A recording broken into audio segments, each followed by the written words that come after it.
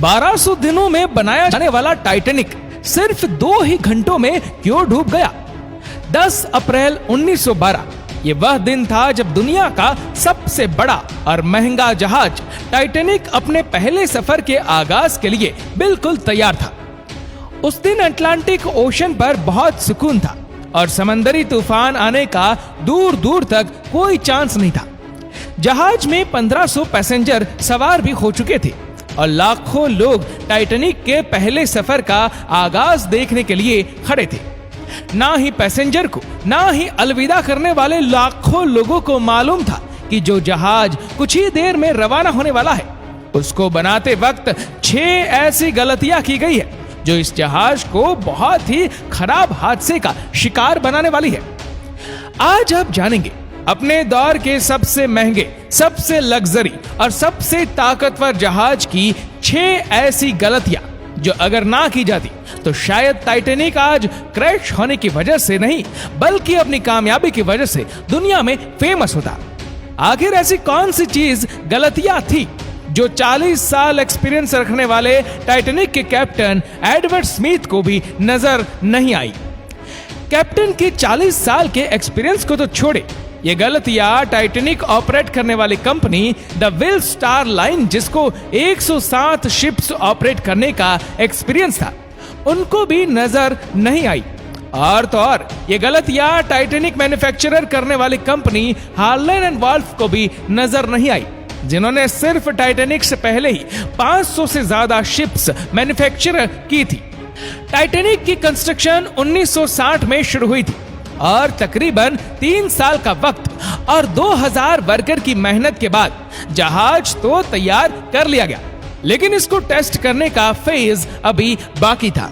Titanic बनाने वालों का उस पर भरोसा तभी हो गया जब टाइटैनिक ने अपना पहला टेस्ट कामयाबी से पार कर लिया था।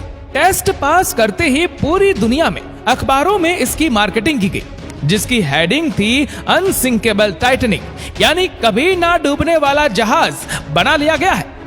जहाज का पहला सफर इंग्लैंड के शहर साउथहैम्पटन से शुरू होना था, जिसका दिन 10 अप्रैल 1912 तय किया गया और जिसकी मंजिल अमेरिका के शहर न्यूयॉर्क थी।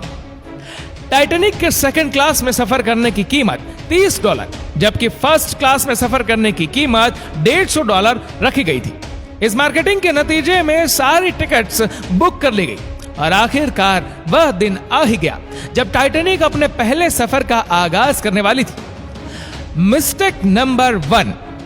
दोपहर को ठीक 12 बजे टाइटैनिक ने अपने पहले सफर का आगाज कर दिया और साथ ही टाइटैनिक की गलतियां सामने आना शुरू हो गई। कैप्टन स्मिथ को डेडलाइन मिल चुकी थी कि किसी भी सूरत में 17 अप्रैल तक, यानी सिर्फ 7 ही दिनों में न्यूयॉर्क पहुंचना है। इसी वजह से कैप्टन ने जहाज की रफ्तार शुरू से ही बहुत तेज रखी थी और यही थी टाइटैनिक की सबसे पहली गलती।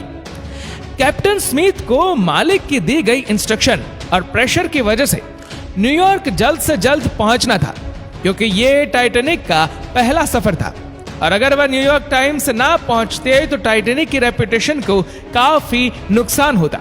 दुनिया की कोई भी गाड़ी हो, मशीन या फिर जहाज, उनके कई ऑपरेटिंग प्रोसीजर्स होते हैं जिनमें स्पीड लिमिट भी इन प्रोसीजर का एक पार्ट होता है और वह पार्ट टाइटैनिक के सफर के दौरान ही वायलेट किया गया था। थोड़ी ही देर में जहाज साउथहैम्पटन के पोर्ट को इतना पीछे छोड़ गया कि अब दूर दूर तक नीले समंदर के अलावा कुछ नजर नहीं आ रहा था। Mistake number 2। अब टाइटैनिक को चलते हुए 3 दिन गुजर चुके थे।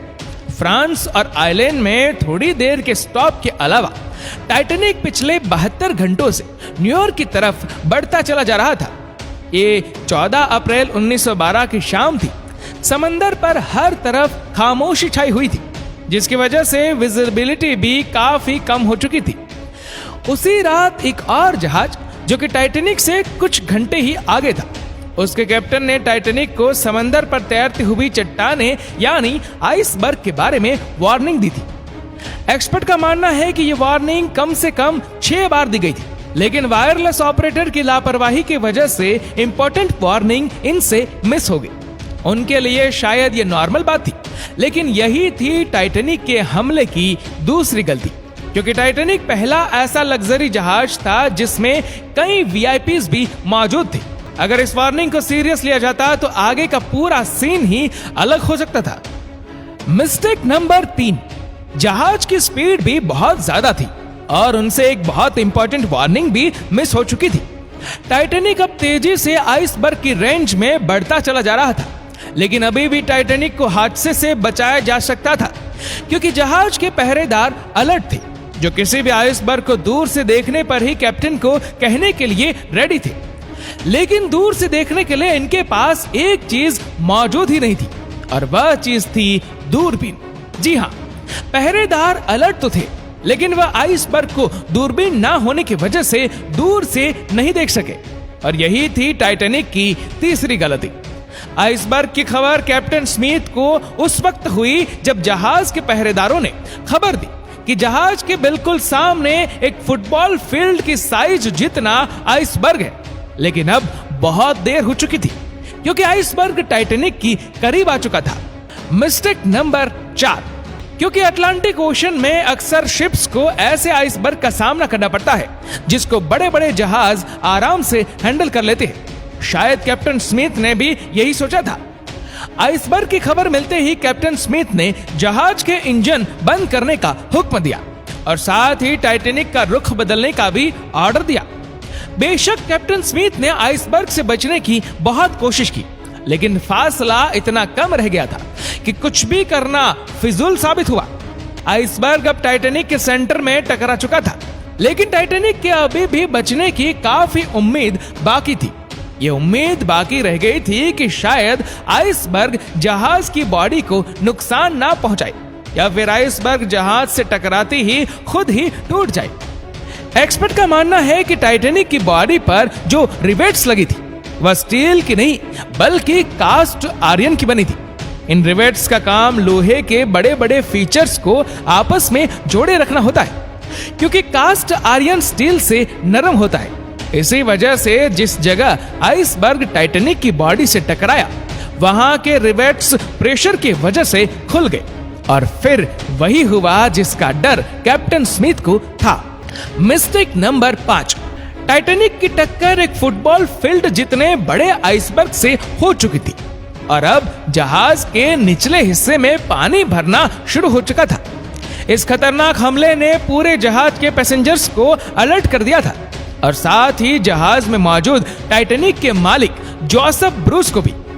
बेशक टाइटैनिक में पानी भरना शुरू हो गया था, लेकिन अभी भी टाइटैनिक के बचने की उम्मीद बाकी थी, क्योंकि टाइटैनिक को ऐसे डिजाइन किया गया था कि अगर इसके तीसरे फ्लोर में पानी भर भी जाए फिर भी ये नहीं रुक सकता। लेकिन बदकिस्मती थी, इस जहाज की 3 फ्लोर को क्रॉस करके पानी अब चौथे फ्लोर तक आ पहुंचा था। अब मामला हाथ से निकल चुका था। टाइटैनिक आहिस्ता आहिस्ता ओशन में डूबता जा रहा था। अब जहाज की फिक्र किए बगैर इसमें मौजूद पैसेंजर की जान बचाने का वक्त आ गया था। कैप्टन स्मिथ ने रेडियो पर इमरजेंसी अलर्ट जारी कर दिया। जब तक कोई मदद के लिए आता तब तक पैसेंजर्स को बोट्स में शिफ्ट करने का प्लान किया गया। लेकिन इस मौके पर 5वीं गलती ने अपना काम दिखा दिया। जी हाँ, जहाज में टोटल 32 बोट्स की जगह थी, लेकिन लापरवाही की वजह से सिर्फ 20 बोट्स ही रखी गई थी। पैसेंजर थे 1500 और बोट्स थी सिर्फ 20। मिस्टेक नंबर 6, हर तरफ अफरा तफरी मची हुई थी और हर शख्स उन 20 बोट्स में सवार होना चाहता था। 12:45 पर पहली इमरजेंसी बोट्स समुद्र में उतारी गई, लेकिन यहां हुई एक और छठी गलती। अफरा तफरी में बोट्स को पूरा भरे बगैर ही समंदर में उतार दिया गया, जिसमें ज्यादातर फर्स्ट क्लास पैसेंजर्स को बिठाया गया था, यानी जो लोग ज्यादा अमीर थे उनको पहले बिठाया गया था। बोट्स में अगर ज्यादा पैसेंजर्स को बिठाया जाता तो इंसान की जानें कम जाती। अब जहाज तेजी से समंदर में डूबता जा रहा था।